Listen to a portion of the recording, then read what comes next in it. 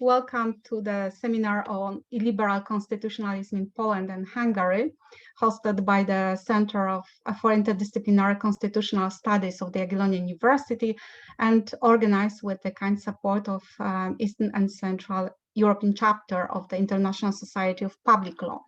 My name is Monika Florczak-Wontor. I'm the head of the center and I will be a moderator of the seminar. I'm very happy to see all of you. And thank you very much for joining us. Today, I have a great pleasure and honor to welcome our distinguished guests, Professor Timea Drinoczi from Hungary and Professor Agnieszka Bień-Kacała from Poland. Timea currently is a visiting professor at the Federal University of Minas Gerais in Brazil, and also a professor of constitutional law at the University of Pécs in Hungary. She was a professor at Kenyatta University School of Law and a visiting professor at several European universities. Timea is a doctor of the Hungarian Academy of Sciences, a member of the Hungarian Constitutional Law Association, and also a member of the International Society of Public Law. And Agnieszka is a professor of constitutional law at the Faculty of Law and Administration of the Nicholas Copernicus University in Toruń. She is a member of the advisory group to the Marshal of the Senate of the Republic of Poland and a member of the Polish Constitutional Law Association and also a member of the International Society of Public Law. And it's not by chance that we invited those two scholars for the discussion about illiberal constitutionalism in Poland and Hungary. We invited them as since 2015, Timea and Agnieszka have been conducted research on this topic. Recently, within their research project supported by the Polish National Science Center, they are authors and co-editors of a book entitled Rule of Law, Common Values and Illiberal Constitutionalism, Poland and Hungary within the European Union. This book has been recently published by Routledge. And today we are going to discuss about the second book entitled Illiberal Constitutionalism in Poland and Hungary, the Deterioration of Democracy, Misuse of Human Rights, and Abuse of the Rule of Law.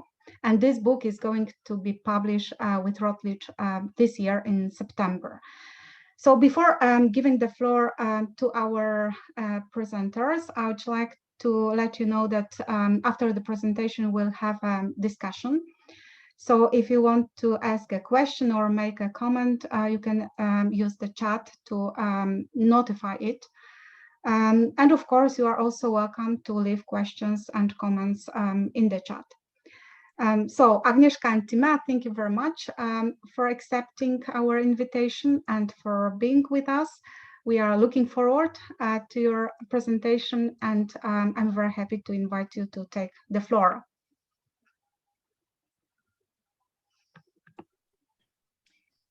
Good afternoon, good evening, or good morning, everybody. Monika, thank you so much for this introduction. We have a choreography, actually, and Agnieszka should be talking right now, but I think that I can't see her. So I think that I just start talking, and when she arrives, then she can maybe take over. So Monika, once again, thank you very much for this invitation to participate in the workshop organized by yourself and the Center for Interdisciplinary Constitutional Studies with the support of the Central East European chapter of International Society of Public Law. As you mentioned, we are very grateful for this opportunity to talk about our new book on illiberal constitutionalism. And I do hope that this discussion or this talk would make you want to read the book itself. As Monika already mentioned, our research is financed by the Polish National Science Center. And obviously, we are very grateful for this support. So let me just quickly start talking about the book and what we wanted to do with this book. So in our new book, we aim to offer a comprehensive and theoretically substantiated framework within which the Hungarian and Polish constitutional remodeling that has occurred between 2010 and 15 and the end of 2020 can be conceptualized. We propose to call the result of this remodeling illiberal constitutionalism, and that in member states of the EU, it should be viewed as a separate concept. We also go further in conceptualizing the term as a reality and not only as a theoretical possibility, as Professor Tochner does. Based on Graham Walker, we also elaborate more on its actual implementation by using qualitative analysis and quantitative data. And now I see Agnieszka, and so maybe Agnieszka, we just return back to our original idea of how to present the book, and I would like you to continue this train of thought which I just started. I am really sorry because I don't know what happened. I am using my cell phone, and I am waiting on my computer that should restart in a minute. So I am really sorry for that. I have to wait for my materials to be open, and then I will continue. Okay, so yes. I continue. Okay, so as Monica mentioned, we started our research in 2015, when Poland reached its turning point in its constitutional development and started to join the illiberal state building that had been started by Prime Minister Viktor Orban after its electoral victory in 2010. We finished our research by the end of 2020, but to the extent the editing process of the book allowed us, we also mentioned some new developments occurred in January 2021. It is without doubt that there have been other concerning governmental practices in the last couple of months, which obviously could not be dealt with in the book. Nevertheless, in retrospect, from now, it seems to us that, for instance, both the Hungarian privatization of public universities and what is going on with the Polish Ombudsman's office just support our claims on illiberal constitutionalism. So in this lecture, we will talk about how Poland and Hungary can be compared and how we developed our theory and on what our concept of illiberal constitutionalism is based. So first, let us just briefly address the issue of comparing Hungary and Poland. I'm quite sure that you are very aware about our differences between our systems, and you might ask why we consider Poland and Hungary to be comparable, because there are noticeable differences. So it could be argued that there is an evident difference in the constitutional system of government, the role of presidents, the characteristics of the opposition and civil society, and the institutional influence of the Catholic Church. And therefore, the difference in the starting point renders the comparison unbalanced. When, however, we take a deeper look at the essence of these differences and how they are present in the current regimes, we could reach another conclusion.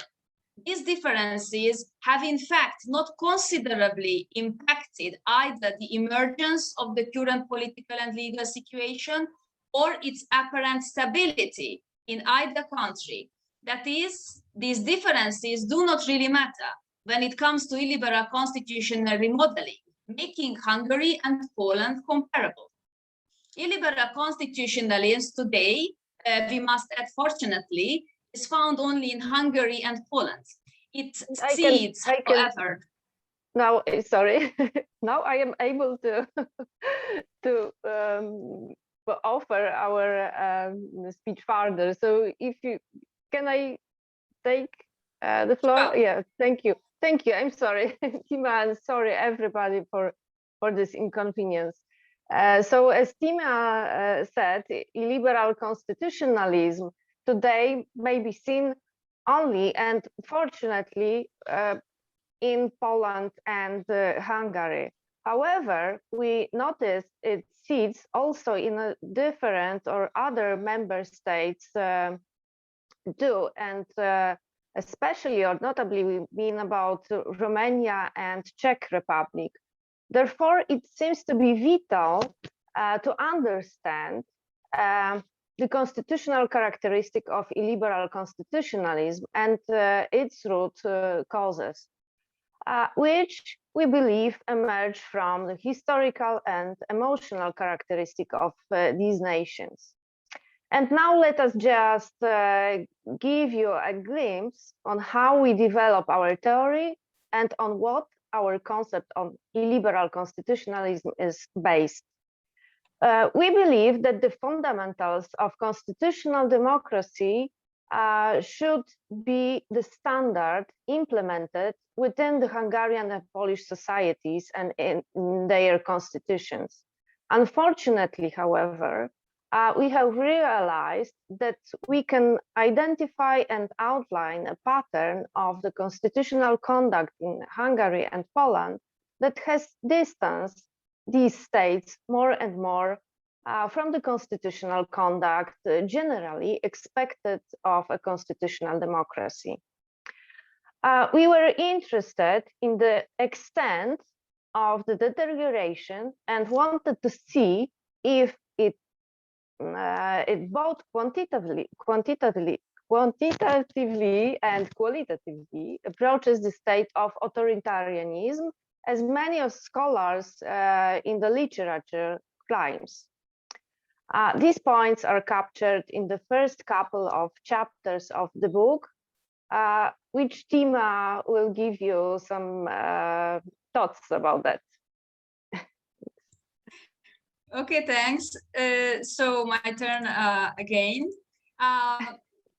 If you are interested right now about the content of our book, it's already at the website of Routledge. So I'm just going to give you a very brief overview and very superficial overview of what we write in these chapters. So in the beginning of the book, we have the title terms. And here we discuss some of the theoretical framework that is the notions of constitutionalism and constitutional democracy, in the light of which and because of which we felt it necessary to develop the concept of illiberal constitutionalism. We also explain our reasons for using the term constitutionalism, what separates this notion from other descriptions already applied to Hungary and Poland, and what the word illiberal might mean in the term illiberal constitutionalism. We also observe that the detrimental changes in both Poland and Hungary have received steady and continuous political support. One of the reasons is the rise of nationalism and right-wing populist politics combined with autocratic leaders. It has led us to investigate further why this transformation, which is completely different from the democratization process after the fall of communism, is so appealing to the population. Partly following the arguments set forth in the book so far, in the following part, which we call identity, we argue that an unbalanced constitutional identity has been molded throughout Polish and Hungarian history, in which emotional traits of collective victimhood and collective narcissism and the longing for a charismatic leader are noticeable. In the discussion on the state's historical and emotional trajectories, we dedicate separate sections to their history before and after the Second World War. It also led us, the Second World War led the Soviet Union occupying our region and then made a huge influence in both of Hungary and Poland. So, and it led to the same urge for transformation and rejoining the western part of Europe.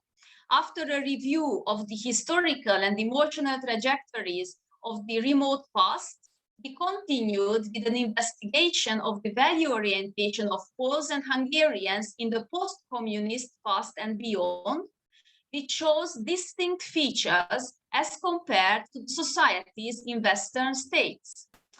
Again, following the arguments presented in these previous parts, we have asked whether there were some limits on the public power at the times examined, which is 2010 and 15 up until 2020. To answer that, we needed to understand the starting point of the backsliding. Therefore, we have explored the emergence of illiberal constitutionalism.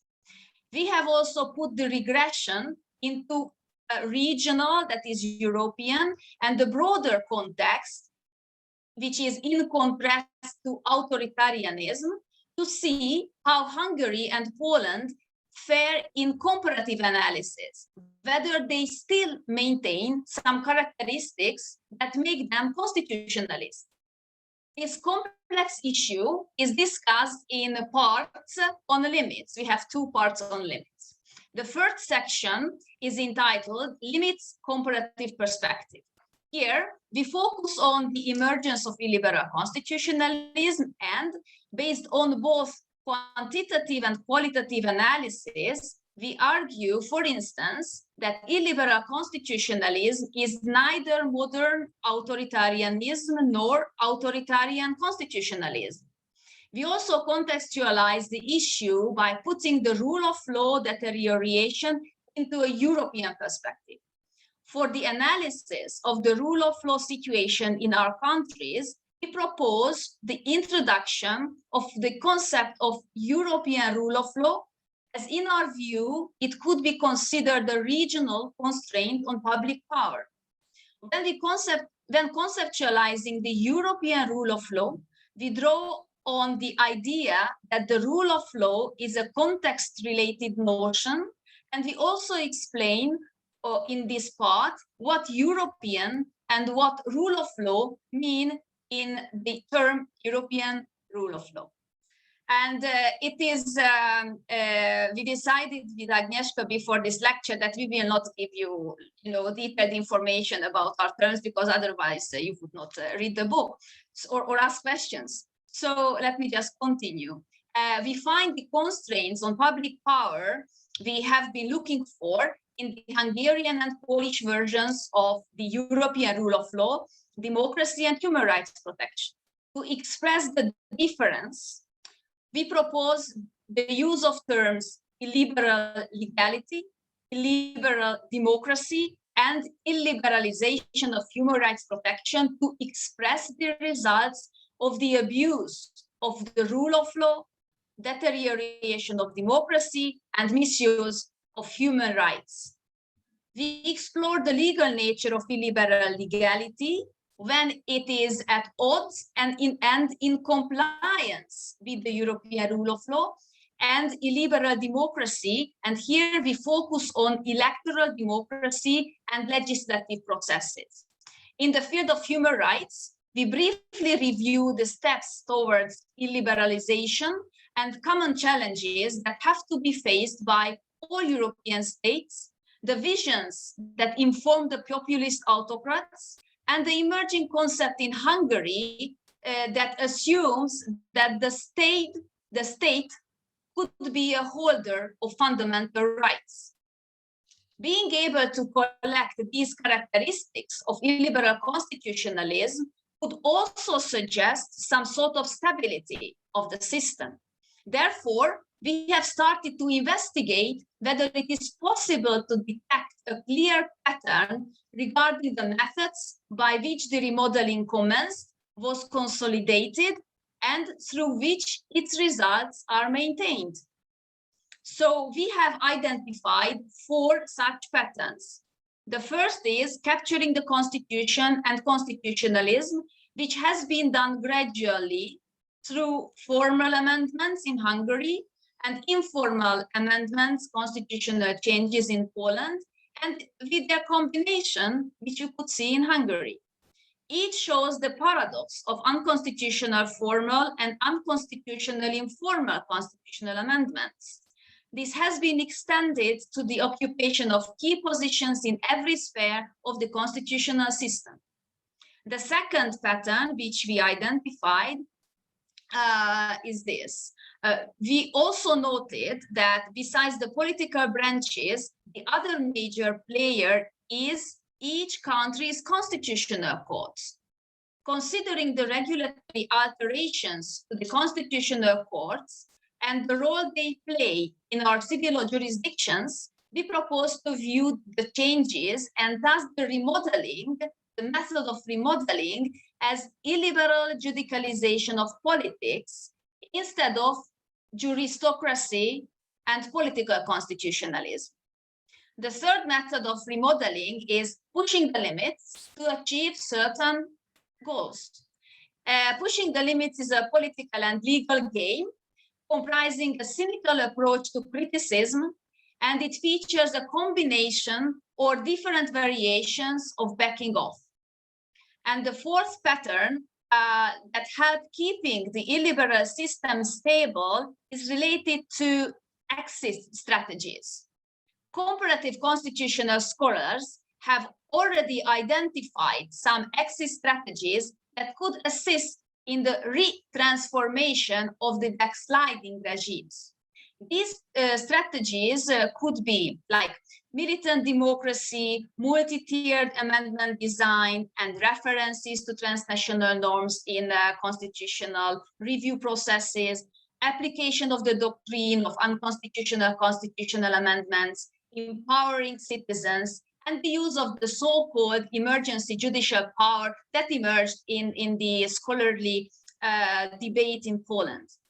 We must report sadly, though, that the governments have rendered these measures or design elements or strategies ineffective, which greatly contributed to the consolidation of illiberal constitutionalism in our states.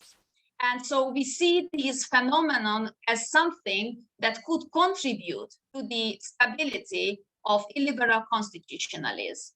And so now Agnieszka would continue. Thank you. Yes, thank you. So based on these steps of our research, it was obvious that the emergence of a new type of constitutionalism accompanied by diminishing protection of human rights and rights as general cannot be denied. We also cannot ignore the fact that this system, along with these characteristics, is maintained and supported by the voters.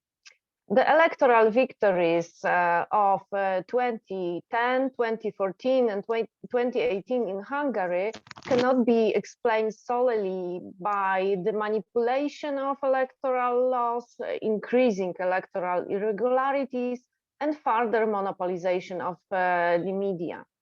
In Poland, where the electoral playing field was not corrupted to the same extent as seen in Hungary, the Law and Justice Party, which we call PiS, obviously, and also we use this name within the book, was also supported in parliamentary elections in 2015 and 2019, though to the different extent. We must recall that PiS lost the Senate in 2019. And also we have to recall that candidates associated with PiS won the presidential election in 2020. It also does not mean that the population en masse is content with the politics of Fidesz and the PiS, or that the opposition could not achieve some measures of victory, which we can see in the election of mayors in 2019 in Hungary and local elections in 2018 in Poland. And also it does not mean that this content cannot be expressed. But what is true is that the possibility to express this dissent has continuously been narrowed down. Regardless, people still seem to be to support, or at least do not oppose, populist autocrats and their policies, in the sense that the people tend to be comfortable with the system in which they find themselves. People behave in the same manner during and after the democratic transition They welcomed the systemic changes, they supported them, felt comfortable until they got receptive to the complete opposite. To the extent that we have been experiencing since 2010 in Hungary and 2015 in Poland. So we conclude that illiberal constitutionalism is a stage in the process of authoritarianization of EU member states that is illiberalization of constitutionalism. It mainly occurs in the post-socialist region that has been hit by autocrat populist leaders in the second decade of 21st century. They have brought about the deterioration of constitutional democracy and the hollowing out of its components, which was hardly an easily preventable development. The gradualness of the deterioration and the embeddedness of the EU law and human rights commitments in the daily adjudication of law, regardless of their weakness and flaws, have kept these states from turning to modern authoritarianism. This phenomenon is one element of the concept of illiberal constitutionalism. Another component is that the normative appeal of the regime for the population finds its roots in the unbalanced constitutional identity that longs for a charismatic leader instead of in a particular political philosophy. Consequently, we also suggest that this appeal could be satisfied by the application of a patchwork of ideologies insofar as they can be invoked by a charismatic leader for satisfying the current emotional needs of the polity. This, in turn, allows the regime to form the constitutive elements of illiberal constitutionalism, which are illiberal legality, illiberal democracy, and the illiberalization of human rights. Due to their unbalanced constitutional identity, illiberal constitutionalism is certainly a good fit for Hungarian and Polish societies, but it has not been always like that. And we obviously have to remember the history and of the transition at the beginning of the 90s. And this situation proves our claim. Nevertheless, illiberal constitutionalism seems to be legal and social reality, and it seems to claim stability. It could continue to remain like this as long as Hungary and Poland are still member states of the EU and continue to enjoy the benefits of membership. Therefore, in this book, we argue that illiberal constitutionalism is a negative concept. When the preconditions exist, which are historical and emotional trajectory, the EU membership, and the autocratic populist leader starts its remodeling exercise, which leads in the direction of authoritarianism, illiberal constitutionalism emerges and entails more backsliding. We briefly conclude in the last part of our book. Our first point is constitutionalism does not necessarily have to be liberal. There seems to be a dichotomy in the scholarly literature, which is heavily influenced by the answer to the question of whether constitutionalism is intrinsically liberal or not. We have found that there are powerful arguments in both sides, but the constitutional changes in Hungary and Poland since 2010 and 2015 led us to give more weight to the disentanglement, liberalism and constitutionalism. We propose that constitutionalism could be seen as less an ideology and more of a constitutional design that could accommodate a variety of political moralities, philosophies, and practices, especially in those states in which liberal constitutionalism has already been present as a political ideology and a constitutional design. This brings us to the second point. Illiberal constitutionalism is a deterioration from liberal constitutionalism towards authoritarianism, but has not reached that point yet. Hungary and Poland stands out among the states in democratic decay and are noticeably different from existing modern authoritarian regimes. Their deterioration has not either quantitatively and qualitatively reached the state of authoritarianism. This, however, does not mean that no increasingly authoritarian tendencies can be observed in both countries. Hungary and Poland are still members of the EU, which, notwithstanding its failure, imposes a particular, albeit weak, internal constraint on political leadership of both countries.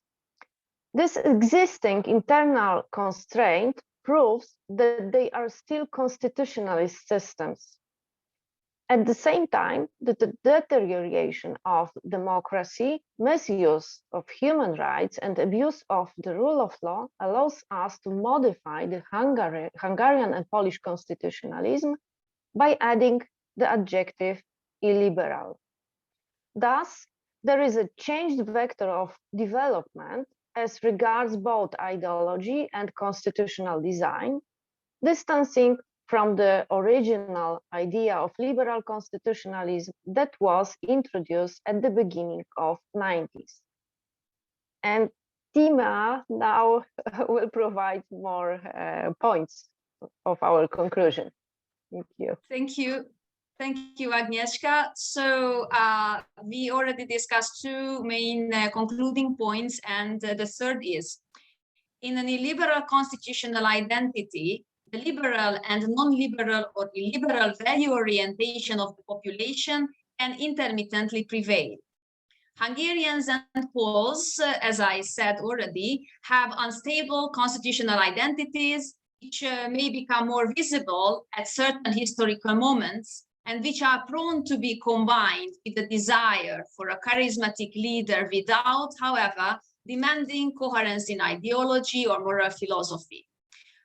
Collective victimhood, collective narcissism, and illiberal values of a given society, especially when heavily relied on and triggered by a right-wing populist autocratic leader, contribute to the formation of illiberal constitutionalism and prevent reversion of the system. The combination of all the above does not seem to be friendly to liberal constitutionalism, although it does not necessarily reject it, and could be viewed as one of the determining factors in the success of populist politics and the illiberal constitutional remodeling. This brings us to the fourth point, concluding point. Illiberal constitutionalism is a coherent theory in its illiberal and weakly constrained manner.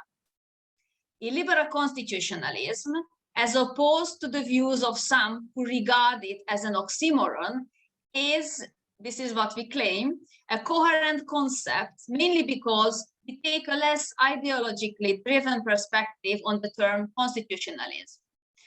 The term illiberal constitutionalism indicates a process of deterioration that has not resulted yet in an autocracy or modern authoritarianism, because there is still a weak internal constraint on public power. Beyond this characteristic, it as a concept refers to a retained constitutionalist structure and the combination of an unbalanced constitutional identity and a charismatic leader. Thus, in illiberal constitutionalism, constitutional democracy, which we see as an embodiment of liberal constitutionalism and democracy, still exists, but its formal implementation outweighs its substantive realization. This formalized version of constitutional democracy compromises its constitutive elements, which would be the rule of law, democracy, and human rights protection. We use other terms. So illiberal legality, illiberal democracy, and the phenomenon of the illiberalization of human rights protection emerge in illiberal constitutionalism. It happened in Hungary and Poland. In these, to a greater or weaker extent, we find some constraint on the public power insofar as they feature in the logged-in nature of EU law and international human rights commitments. Illiberal constitutionalism relies heavily on the Hungarian and Polish identities, as I already mentioned. We also,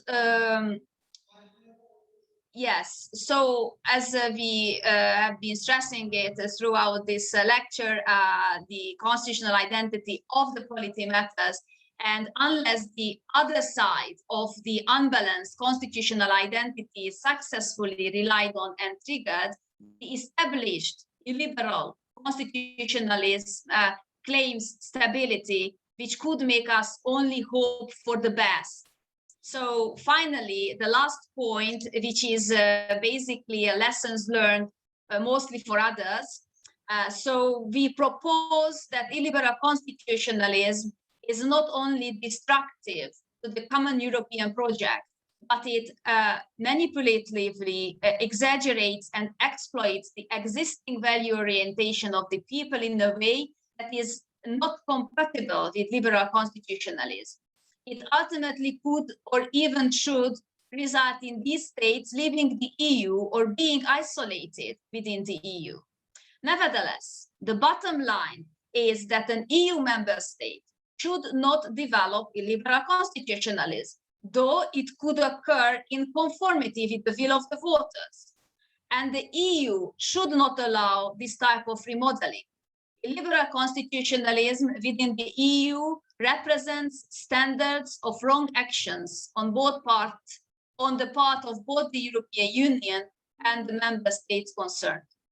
What the Hungarian and Polish example, and mostly the lack of success of the exit strategies teach us is that constitutional democracies that still retain their substantive status, states taking their first steps towards their democratic decay, or EU member states on their first steps towards illiberal constitutionalism still have choices and possibilities. They just have to heed the warning signs and strengthen their own defense mechanism, whether that be a reinforcement of their constitutional design or raising awareness, especially among children and youth, about values of respect, autonomy, liberty, freedom, responsibility, dignity, and diversity.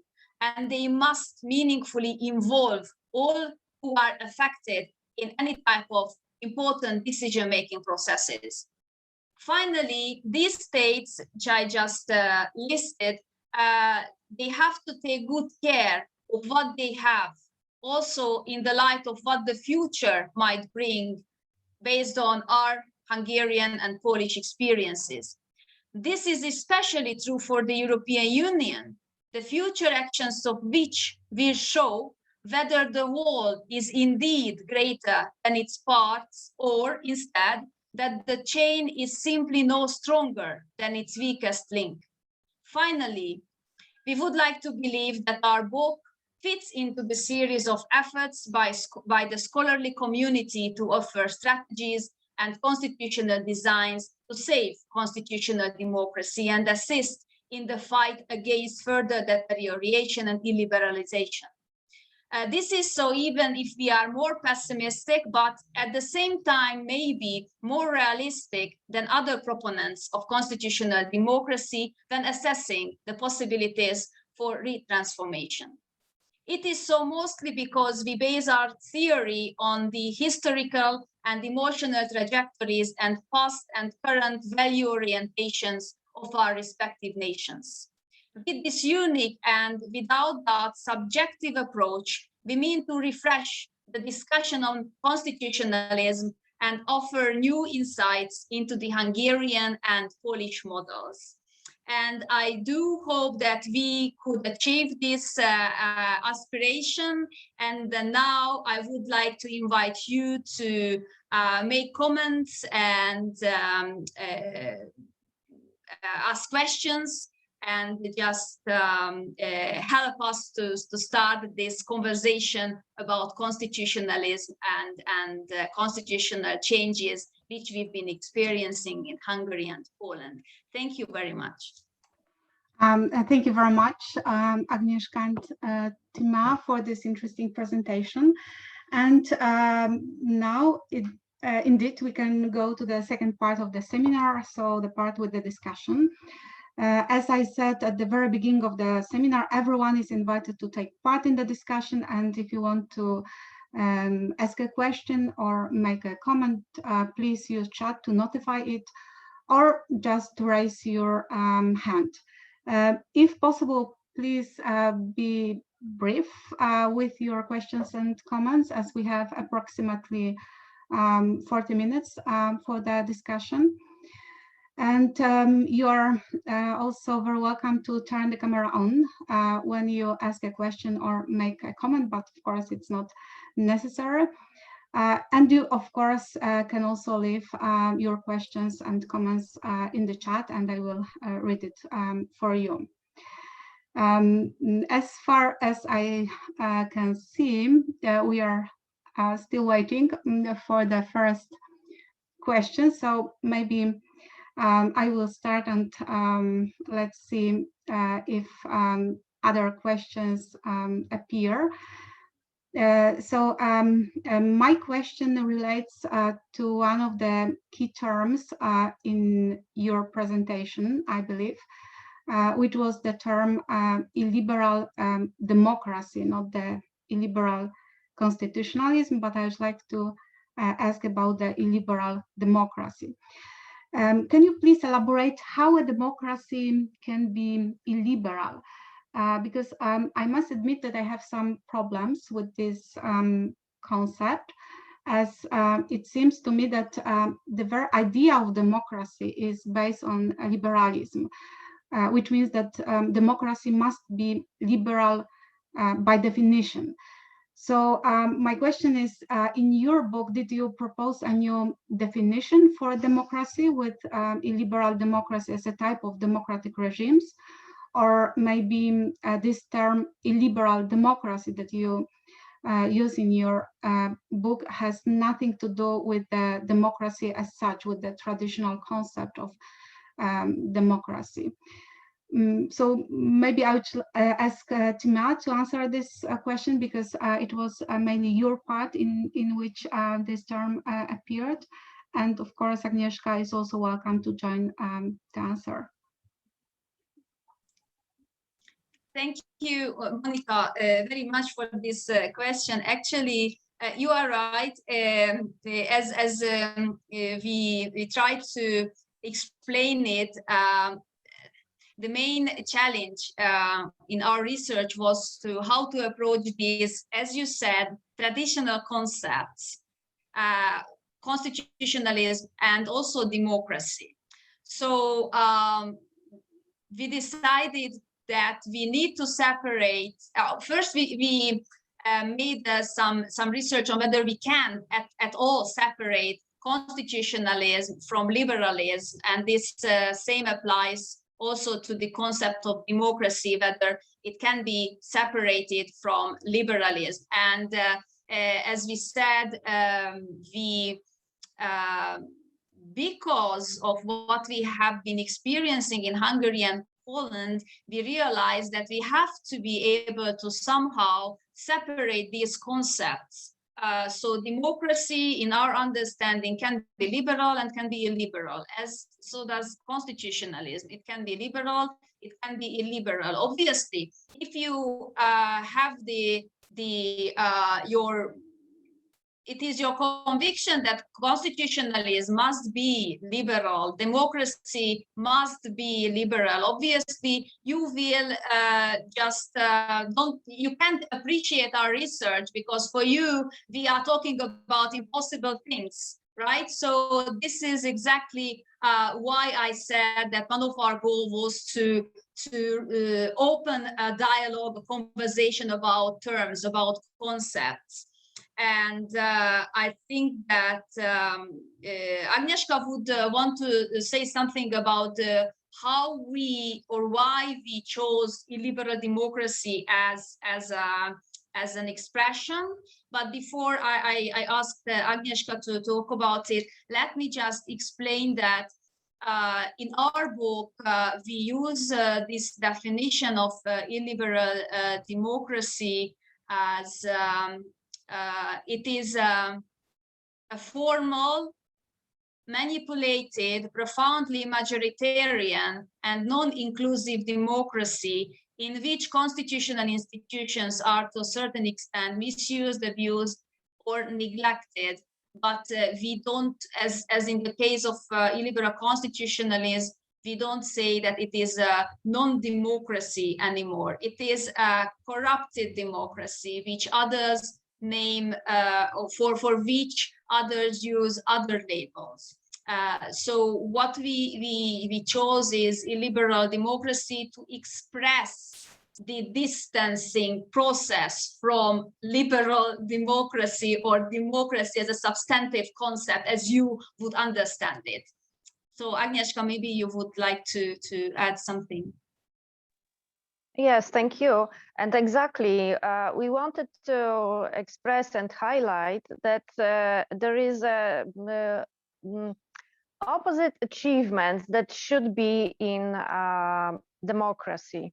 Yes, we have this vector degrading democracy and other components of liberal constitutionalism, and as we call them, these degraded elements, we added this modifier illiberal to show how the process is going on in both states.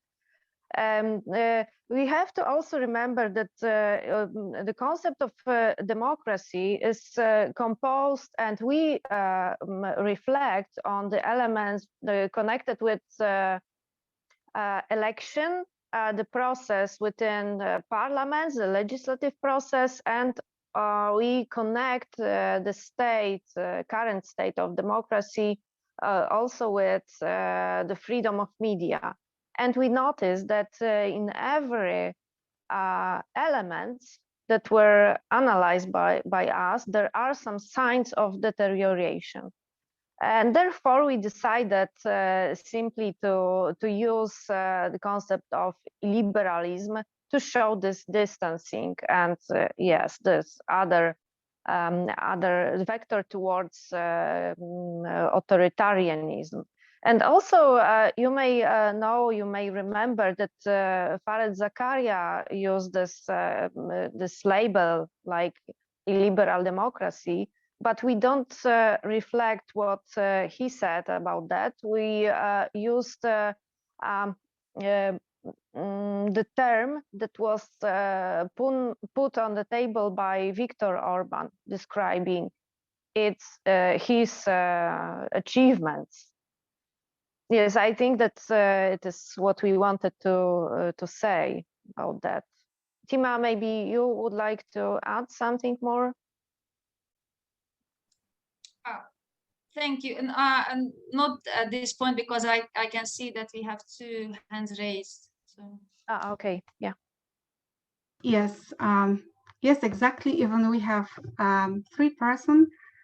So the first one is Professor Granat, and then Professor Marek Smolak, and then Jan Petrov. So Professor Granat, please take the floor. Can you hear me? Yes, yes, we can. So firstly, congratulations, because this is probably the first book concerning the illiberal constitutionalism in our part of Europe, in part of our doctoral doctrine. And this is very, very interesting book, according to me. So I have two small questions. Firstly, regarding Timea, I read your post in Verfassungsblog about the Pécs University, but overall about the Viktor Orban's reform in education, in high school, in university. So I'm sure that this is a very sensitive area for illiberal politicians. And my question is, what about next in this field, in this area in Hungary? Because I ask you, because maybe we will for the same process here in Poland, firstly. And secondly, maybe both, or maybe especially Agnieszka, I wonder about the relationship between notion illiberal constitutionalism and the notion of authoritarian system, authoritarism. So according to you, the authoritarian system, authoritarism, this is the part of illiberal constitutionalism. Is the illiberal constitutionalism, this is very flexible, very large notion, including authoritarian system, authoritarism? Okay, thank you. Thank you very much. Yes, I support this question about the first privatization of university in Hungary. And Professor Small, because we are going to collect the questions and then we'll come back to you. So Professor Marek Smolak. Thank you very much for the invitation, first of all. And of course, thank you very much for very interesting lectures. And I've got two questions. One of them is, let's say, methodological, and the second one is about the content of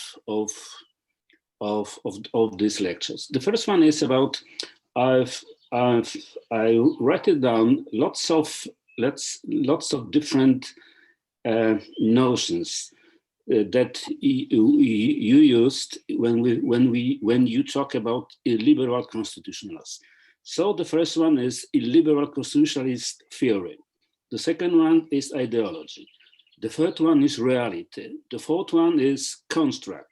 The fifth one is concept. And the sixth one is process. And the seventh is state of affairs. So my first and main question is, which is the proper notion? This is the theory, ideology, process, reality, concept, and so on. So this is the first question. And the second question is about, you use three concepts or three, I don't know, ideology. This is the liberalist constitutionalism, illiberalism constitutionalism, and authoritarian constitutionalism. My question is, what is the measure that we can say that this is still a liberalism constitutionalism, or this is exactly illiberal constitutionalism, and now we are at the stage of authoritarian constitutionalism? So the first question is a methodological question, and the second one is about the let's say, in what way we can measure this, let's say, stage of constitutionalism. We begin from liberal. Now we are in illiberal constitutionalism, and at the end we are in authoritarian constitutionalism. Thank you very much. Thank you very much. And Jan, it's your turn. Yes, thank you so much. Congratulations to the book. I'm very much looking forward to reading it. And I have just a short question, because it seems to me, when I look at the recent scholarship on this topic, it seems to me that there are more and more pieces looking at the causes of the rise of illiberalism in East Central Europe. And actually quite a few authors also blame the liberal constitutional actors and their activities prior to 2010 and 2015. So authors such as Jan Zielonka, Ivan Krastev, and Martin Krieger argue that basically the liberal actors didn't do enough in the 19th and the 2000s to further and deeper embed constitutional values in the society and in politics. And some other authors argue that the constitutional courts in East Central Europe in the 90s and 2000s were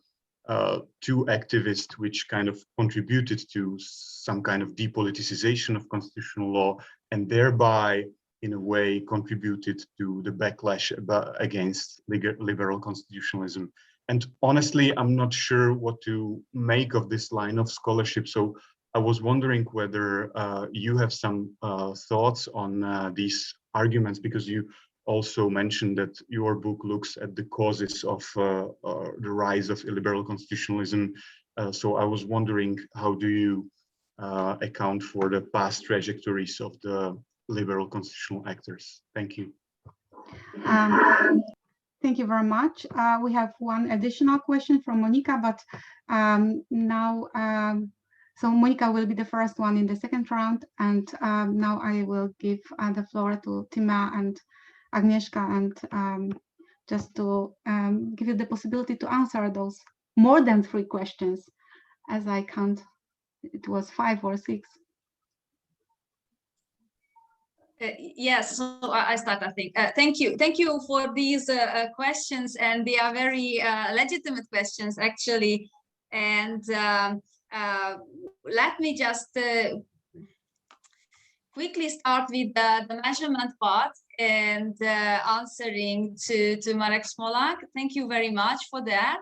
And yes, and it will also, I think, answer partly to the question of Professor Granat concerning basically where is the boundary between illiberal constitutionalism and authoritarian, or is there at all any boundary, or which is bigger category and which is not, and also how we can measure when we are there and we can say that we are there. I think that I mean, I hope that we could answer these questions in our book. It is very challenging indeed. What we decided to do with Agnieszka was to take a comparative constitutional law perspective. And there are other perspectives as well, obviously, but we try to stay in our constitutional law way of thinking or constitutional theory way of thinking. And what we are seeing in Hungary and Poland is that we were liberal constitutionalism, and now we are here. Authoritarianism is here. I think that it is quite evident. Answering the question whether this in between, which we call illiberal constitutionalism, and other scholars call it otherwise. So illiberal constitutions for us does not involve an authoritarian system, because our theory here is that illiberal constitutionalism emerged in a state which is the member state of the European Union and which has experienced a time of being liberal constitutionalist. And I cannot recall any other state which has these characteristics. So this is one of the kind of boundaries between authoritarianism and illiberal constitutionalism, based on Hungary and Poland, because so that is the frame in which we did our research. As for the measurements, we used, let me quickly use my notes. What we did, we read the literature and we realized that we are compared, I mean, not we, but Hungary and Poland are compared with Russia and Turkey, and that if they are authoritarian or in these contemporary eras, if they are modern authoritarian system, then there is a scholarly opinion that we are modern authoritarian, which means for us that now we are at the same level with Turkey and Russia. And then there is another concept, authoritarian constitutionalism, used for Singapore. So we have to consider also how we can compare us. And then in the literature, you have another definition of constitutionalism, which is mixed constitutionalism, used for describing, for instance, Hong Kong. Now, what we did, we had a look at the First Justice Project Rule of Law Index, the Bertelmann's Political Transformation Index, their index, Freedom House, which has Freedom Score Index, Internet Freedom, and Democracy Score. We also had a look at V-Democracy and EIU Democracy Index. And in all of these indexes, you can see that they use different methodology. They use different expressions for describing the regime. They not necessarily use a constitutional law perspective. But we thought maybe it was methodologically misguided, but we thought that it would be a useful tool for us to have a look at the data which they provide. And I'm not reading out the figures now, but it is in the book. We put them in nice tables, so it is in the book. And you will realize when you have a look at that, that basically there are like three categories. Like Poland and Hungary are together, like here, and Russia and Turkey are here in each indices. From different perspective, different methodology, it doesn't matter. We are not equal yet, okay? We are not equal. And there is, yes, so I think that it could maybe answer these very important methodological questions. And maybe, I think that I will just answer what I think to answer, and then Agnieszka would answer, would give her answer. Okay, so yes. Maybe I would like to different notions. Yes, for illiberal constitutionalism. It might be confusing, and it again might be methodologically misguided. But what we try to do is we try to explain for ourselves basically what is going on, because in 10, and not only in 10 in Hungary, but personally me in 14, I felt like, what is going on here? How can people vote again and give constitutional majority to a system, to a party which basically do like bad things to the constitutional system? And we just wanted to understand it, and yes, we wanted to conceptualize what is going on, and then we try to understand it, yes, as you said, as a reality, because what is going on is a definite backsliding, yes, deterioration of everything. And it is a process. It is a process.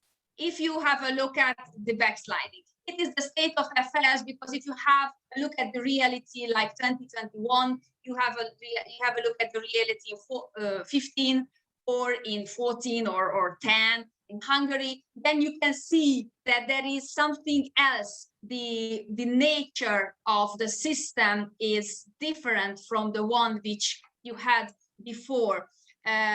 So yeah, Jan, thank you for your questions. Yes, in our book, we didn't really pay much attention to what liberal actors did or did not, because we focused on the people. Because I think, and it also, you can say that we missed something, or we should have focused on something. But what interested us the most is why it happened.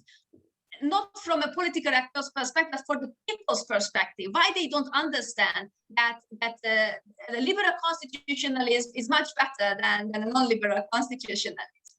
And so that is why we focused on the identity of the people or of the nations. And I think that even if we can blame the liberal actors, even if we can agree with those authors, the question is whether if they had done something differently, wouldn't have been the same, wouldn't resulted in the same situation. And this is what we can't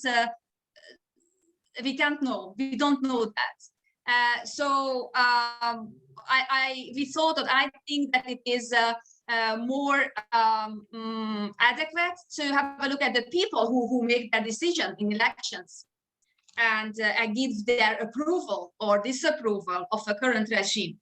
And the same goes to maybe to the constitutional court, whether they were activists or not. Personally, I like the activist constitutional court in the 90s. I think that it did a very good job. And if we just have a look at only that job which they done, I think that it needs to be appreciated, and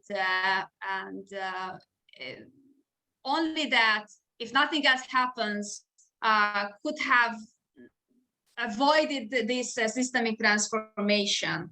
I don't know, because I mean, how can we predict something which happened in the past and we haven't seen it happening in the present? Whether they contributed to the backsliding or not, I don't think that this kind of research would be constitutional law research or public law or legal research, and we are still lawyers, Agnieszka and myself.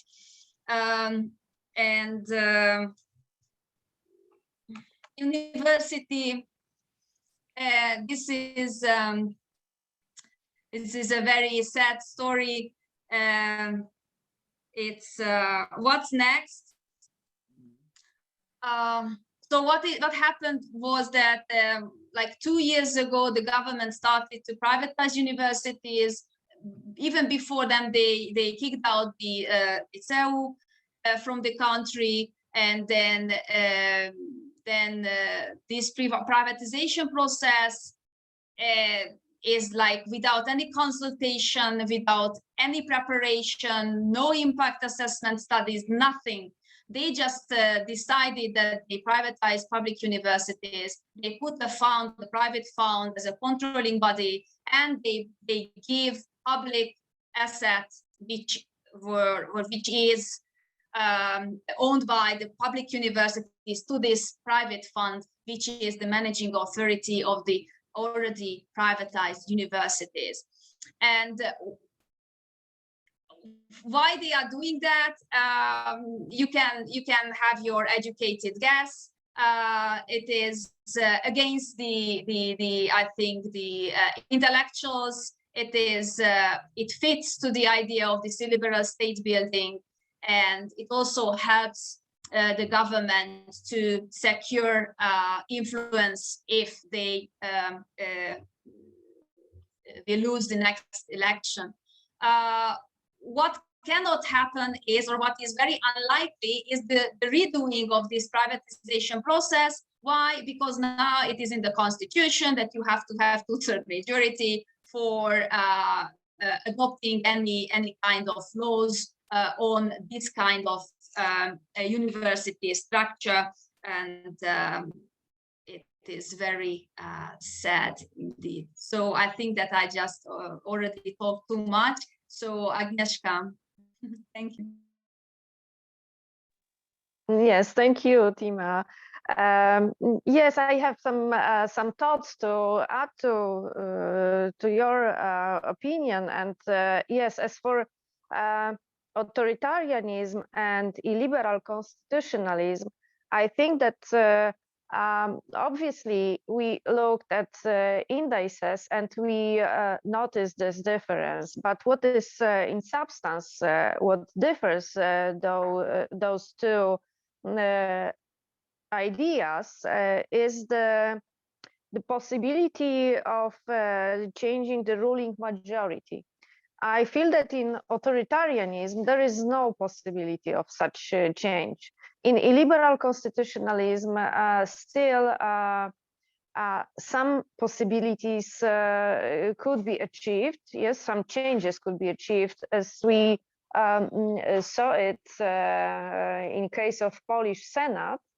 And obviously, what I was talking about, it was major elections in Hungary and local elections in Poland. So there is an opposition. Still, the opposition is more vivid or more strong in Poland than in Hungary, but it is still possible to change the majority. And I think that difference is also connected to the constraint. Authoritarianism has no inbuilt constraint tools. But in Poland and Hungary, and within this illiberal constitutionalism, as we theorize it, there are some weak constraints, but obviously internal constraints, and they are connected with the European Union. We are still member states, and we see this implementation of the EU law, and also as a part of the play between EU institutions and Polish and Hungarian governments, we see that there is some constraint or the force that prevent to slide down fast to authoritarianism. If we talk about methodology and different notions that we use, obviously there are many of the notions of terms that we implement, but you have to think that this is a theory on illiberal constitutionalism. So it has many elements that has to be addressed. So it is maybe, yes, the feeling that there are many, but yes, I have to encourage you to read our book. Everything is clearly explained. As far as causes and liberal actors are concerned, I see this connection, and this it is yes, the connection is by our populations, because I feel that what illiberal actors could do more is connected with the civic education. People should be educated in a manner that allow them implement the value of democracy in everyday life. We have to feel that this is our value. Our value also is that our value is also the rule of law or protection of human rights. And this is, in my opinion, what liberal actors may done, but they maybe, I don't know, everybody 30 years ago was also, I think, okay, everybody found themselves in a different situation, different reality. So it was really hard task. And what I want to add also in connection to constitutional identity and national identity, because in the constitution of 1997, Polish constitution, we have this open constitutional identity, inclusive, and yes, we're connected with the protection of human rights. But it was, I have the feeling that it was not implemented or translated to the national identity. So those values are not ours, yes, but they are only declarations in the constitution. But we live applying different values, illiberal values, simply. And yes, I think that Yes, I will share the same concerns with Professor Granat about universities. I also think that it will be our reality. And soon, maybe not, the measures might be different, but intellectuals are not or are perceived as enemies of the illiberal state. So unfortunately, yes, this is our future. Yeah, thank you. I hope no. Thank you very much for the question. And we have two more questions. Firstly, I would like to give the floor to Monika Kawczyńska, my colleague from the Center for Interdisciplinary Constitutional Studies. Yes, so Monika, the floor is yours. Oh, thank you very much. I have a question because you are speaking about the European rule of law, and therefore I want to ask if you consider in your book the role of the European Union institutions, and especially considering that there have been a shift from the, I would say, political enforcement of values towards judicial enforcement of values. And now we have basically the European Court of Justice securing the rule of law at the European level through the extensive interpretation of the Article 19 and 47 of the Charter. So therefore, I have a question about if you consider the role of the European Union institutions and especially the Court of Justice. Thank you. Thank you very much. And we have also one question in the chat. It's the question from our colleague Marta Kłopocka-Jasińska from Wrocław. And the question is that Marta, I would like to ask about the role of constitutional courts in this process of transformation, especially in Hungary. The Constitutional Court is a major player in the policy, or rather a tool in the hands of Fidesz. It's a question. Could you explain this current status? It's probably more the question for Timea. And I see also one more question. Jan, please. Yeah, thank you very much. First of all, thank you very much for your views and congratulations on your new book, which is definitely a very useful contribution to very interesting debate. Actually, I have a very simple question. Probably you will call me ignorant after your lecture or your comments. I would like to ask you whether in the light of Polish and Hungarian experience, and especially Hungarian and Polish practice, you would say that illiberal constitutionalism has been transformed into a coherent program which could serve as an alternative to liberal or democratic constitutionalism, whatever term will be used, in a way in which in 1920s or 30s fascist constitutions or socialist constitutions served as alternative to the existing democratic models, or as in 19th century Charte constitutionnelle in France served as model for conservative monarchies, which intended to implement some constitutional models. So whether it's kind of model that could be offered to other countries which would be interested in illiberal course. Thank you very much. Thank you very much. And I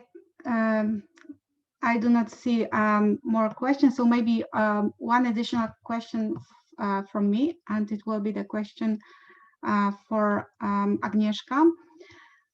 You said at the very beginning of your speech that your claims on illiberal constitutionalism are supported by what is going on with the Polish Ombudsman office, currently in Poland, of course. Could you please clarify it and what you mean, why our problems with the election of the new ombudsman by both chambers of the parliament can be regarded as threat to democracy and next step to the building of the next step on the way of building of illiberal constitutionalism in Poland. So now I'm going to give you the floor and the chance to answer the questions.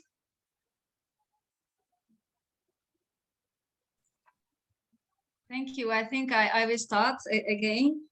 So Marta, thank you very much for this question, which asked whether the Hungarian Constitutional Court is a major player in the illiberal constitutionalism, or rather a tool in the hands of Fidesz.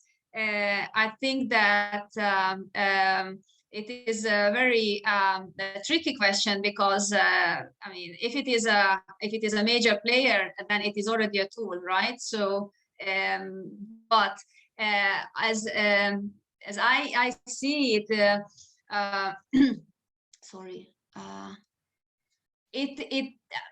in Hungary, as you know, the Fidesz has constitutional majority, so they can change the constitution whenever they want and do whatever they want with this constitutional amending power, and they do that. We had a certain period of time, short period of time, when they didn't have this constitutional majority, and that was the time when the Constitutional Court was a major player, in the sense as the Constitutional Tribunal in Poland is a major player in certain cases. Because what happened then, that was the issue of the migrants and the quota at European level, which the Hungarian government didn't want to implement and accept.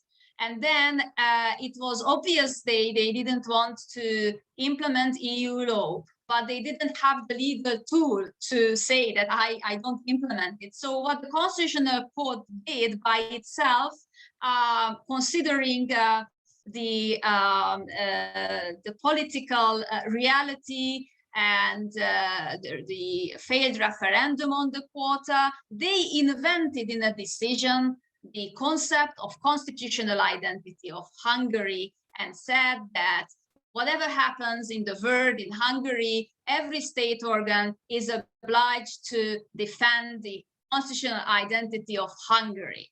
So now it is a kind of informal constitutional amendment, and they did it to, in our view, they did it to help the government, to give them a tool, a legal tool, to say that, hey, now I have to defend the constitutional identity of Hungary. I'm not implementing anything which jeopardizes this obligation. So in this sense, it was a major player, but it doesn't need to be a major player because of the constitutional majority which the government has in the parliament. Yes, and Monica, thank you very much. It is a very interesting interplay between the EU and the member states. We deliberately did not write about what is going on at EU level, because that would have required another perspective of the topic. But we employed the constitutional perspective from our national constitutional law systems. But then still, it is a good development, the judicial enforcement of values, but it doesn't mean anything if the member state does not implement the judicial decision of the court, right? So it is just like that. And sometimes when we have these webinars, we got the question what the EU can do in this situation with us, with Hungary and Poland, and our answer is usually that they cannot do anything. It is us, the people, who can do something in the following elections. Yeah, because the system is compromised, occupied, and they don't want to comply with a certain values. And then they also ask us, hey, now you are saying that you are not complying with values, but yet you are claiming that there is a constraint stemming from the EU law. So it is a contradiction, isn't it? But it's not, because the governments, they defy the values but the authorities, the courts so far are like using the EU law, like it is in their daily life. Just quickly to Jan, thank you. I wouldn't consider your question and comment as ignorant at all, but it is a very legitimate question because, as you know, in the literature, you can read opinions which make parallel of the Hitler's regime and the fascist, the Nazi regime, and the first constitutional emergency which was introduced in Hungary because of the pandemic. And I wouldn't say that there is this strong parallel. I wouldn't say that they are, I wouldn't say at all that they are the same. Why? Because we don't think that the system which we are having right now, illiberal constitutionalism, is a totalitarian or authoritarian system. So this would be my answer, and we would not say that this could be a model. Yeah, so we don't want you to have an impression that we are offering a new model. We are warning you, others, not to have this model. But if you want to use the definition or the expression of model, then we can use it. But we are not offering, we are warning. And we are doing the research here, and we are making these discussions to warn you, to show under what circumstances you could have a legitimate fear of this illiberal transformation. And I think that I answered what I was asked to answer, or at least I thought that I was asked. And I am really looking forward to Agnieszka's answer about the ombudsman and all the others which I just explained. Yes, thank you. I think that for Monika Kawczyńska's question, I would add that we see in our research the significant role of the CJEU. Yes, but obviously, as Timea said, it is not our perspective. What we do, we consider the judgment of this European Court as a element of this play field or playing game, yes, to stabilize the system. And obviously, we noticed also that in politically sensitive cases, it is internal actors or governments, or even in Polish case, the Constitutional Tribunal, who is playing with this court and is trying to act against its role. We are waiting, obviously, on the Polish Constitutional Tribunal decision on the role of, or the hierarchy of laws, and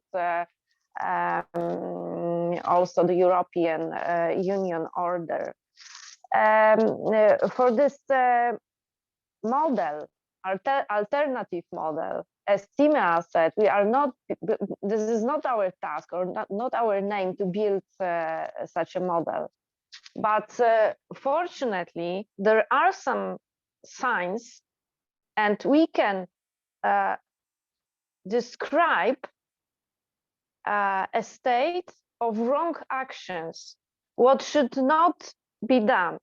Yes, this is not how constitutional states, democratic states should behave, but it is not our offer to as an alternative model to constitutional democracy or liberal constitutionalism. As Timea said, this is our warning. As for ombudsman, and maybe not, this is the case is not only connected with the difficulties with the election of the ombudsman, but also it includes the perspective of constitutional court. we know that this interplay between Sejm and Senate, and we have to bear in mind that in the Sejm we have the ruling majority, which is Peace, Law and Justice Party, and in Senate is a body in which opposition has a majority. This is a thin majority, but it is. And this is the problem that the person who is loyal to governing party cannot be elected. So as usual, governing party has to invent a tool or possibilities to achieve their aim. And as usually, they activate constitutional tribunal. And what we can see, or what are the systemic consequences of the constitutional tribunal decision that was made at the same day that Sejm elected Mr. I can't remember his name, but what I can remember it is his how to say, description by women, the beauty of human rights. It was the same day that the decision of the Constitutional Tribunal and the election of this person as a candidate on the commission. And what we see as a systemic consequences or systemic understanding of what's going on. In the illiberal system is driven by the exclusion of parliamentary process. So to avoid these problems, the impossibility to establish a new ombudsman, new tool was invented, or was applied, because invention was previously, and it shows illiberalization of democracy, because ruling majority is not interested in finding consensus within the chambers of parliament. So captured Constitutional Tribunal was used as an enabler of political will, and yes, a law was instrumentalized by Constitutional Tribunal. Constitutional Tribunal opportunistically implemented the law. So how to say, this reasoning was manufactured for saying that currently acting as a Mr. Bodnat, who is currently acting as a ombudsman, is not legitimate at this stage, because his term of office expired in September 2020. So Constitutional Tribunal gave reasoning for changing legal provision to allow the majority to elect or to put person who will be loyal to this majority. Obviously, it also shows that human rights, the illiberalization of human rights, as we know, who is this person? Yes, Bartłomiej Wróblewski. We know that he activated also the Constitutional Tribunal for the abortion case. So we have to bear in mind what kind of values or human rights perspective he has. This all elements provides us with how illiberal constitutionalism works. And I think, yes, I hope that I explained it somehow to you. Yes, thank you very much. Yes, and one more question from my colleague from the Department of Constitutional Law, Sebastian. A short question regarding the cost of the assault on the liberal democracy, but I think that Sebastian, you can just ask the question. Yeah, exactly. Yeah. Good evening. So am I being heard correctly? Yeah, yeah. To both authors, your comparative perspective is especially valuable. So therefore, I would like to ask you this. Have you noticed any significant differences in terms of the cost, the price of the assault on the liberal constitutionalism in Poland and Hungary? In Poland, most of the time, the authoritarian populists dismantling the Polish democracy relied on legal or quasi-legal tools. And I would argue that this greatly reduced the cost of the assault on liberal constitutionalism. The authorities were able to consolidate their own power without needing to resort to violence. And thus, they were able to explain to their voters that this is a normal politics in the name of the people and not any illegal revolt. Thank you. Thank you very much for this question. And I do not see more questions in the chat. So it means that probably we can move slowly to the end of our seminar. So firstly, I will give the possibility to answer the last question made by Sebastian to, I don't know, Timea or Agnieszka.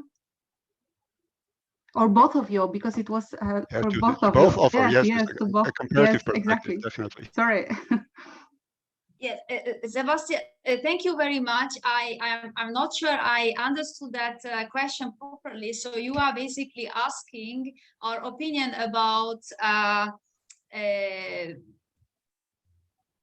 what? That these governments could explain the people. May I add? Well, yes. Most of the time, Polish opponents, accepted the state of the affairs. They complied. They were possibly dazzled by the veneer of legality of promulgated statutes. Maybe they felt powerless, but anyway, actually the opponents were counted in dozens. The parliament behaves in a normal way. The constitutional court behaves in a normal way, so on. So I didn't want to ask it well too bluntly, but was it that easy in Hungary to get power as in Poland? Yes, it was easy. I mean, and it is just so if you are asking about the violence, or that they just accepted or get along with all the changes because they were like legal, and my answer would be that yes, everybody accepted it, because I think that in Hungary it was because it came gradually. Changes came gradually, and there was a very clever political communication involved, especially around the adoption of the fundamental law. So why we needed the new constitution, and then I think that everybody was like convinced, or wanted to be convinced, that we needed the new constitution. So I think that the danger of this regime is that they address actual social, political, cultural, economic issues, existing issues, but they then give, like, from our perspective, a wrong answer to that. So this is one part, and the second part is the gradualness, that I think it could be that there is a kind of mentality that, okay, now this is okay. It is just a small part of our liberty, small part of our previous constitutionalist, liberal constitutionalist, substantive democracy. Okay, we can tolerate it because it's legally done. People, approved it or voted for it. And then when it is not only your little finger, but then your arm and your entire body, and then in this path, you cannot just say that now it's enough, because you have accepted new and new changes and deterioration. And so it is, as I said, it is politically very cleverly managed. Did I answer your question? Yes, thank you. Agnieszka, would you like to add something, or yes, thank you.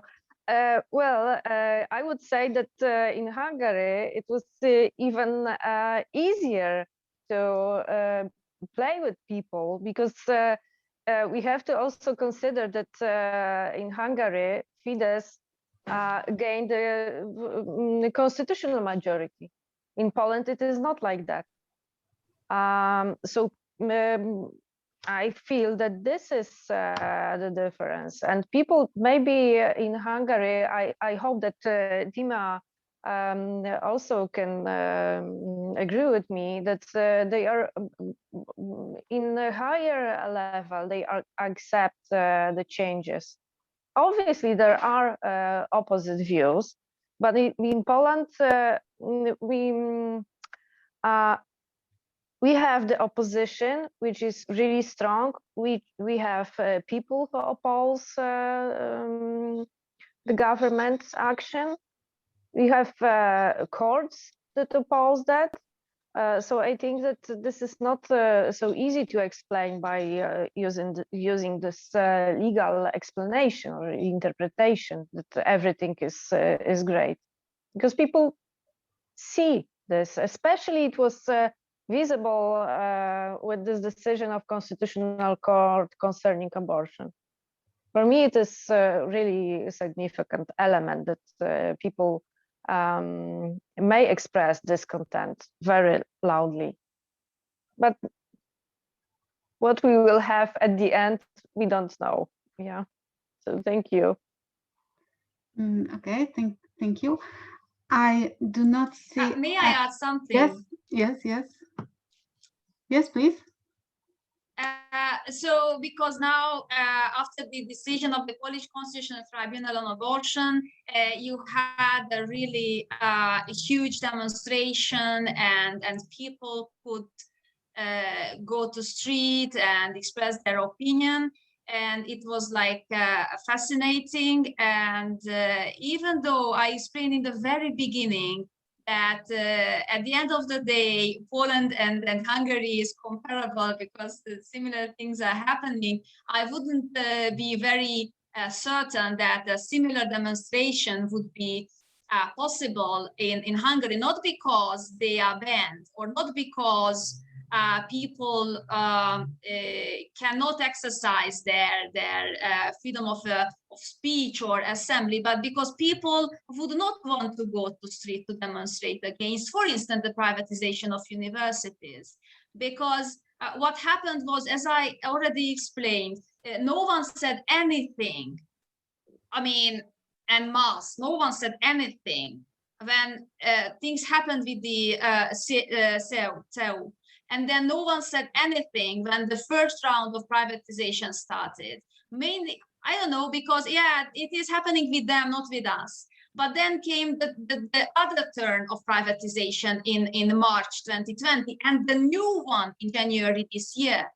And then you just realize that the entire public university system has diminished. And they are doing reforms, or yes, they are doing reforms gradually, and they are structuring or designing these reforms very cleverly. They know exactly what is the threshold of the population to which they can go, and because they don't want people to go to streets. And this is how this politics work, and this play with the people works. And this is the same pushing the limits game, which is played with the European institutions as well. So I'm going 2 steps ahead. I'm attacking everybody, but then when I get some warning, I step 1 step back. But at the end of the day, I could already step one ahead. And this is what they are playing in both Poland and in Hungary. Thank you.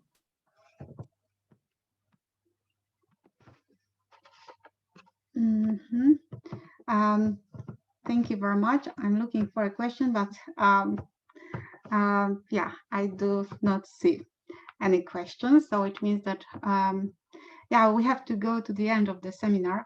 So thank you very much, Agnieszka and Timea, for your interesting presentation. Thank you also to all of you for this fruitful discussion.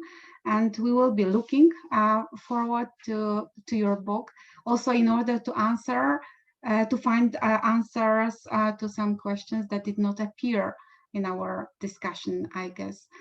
So thank you to all of you for joining the seminar, and have a nice evening if you are in Europe, and have a sunny day if you are in Brazil as Timea. Take care of yourself. Bye-bye. Thank you, Monica, very much for this opportunity again, and goodbye. It was Thank great. you, Monica. Thank you, everybody. Thank you, and bye. Bye-bye. Bye-bye. Thank you. Thank you. Have a nice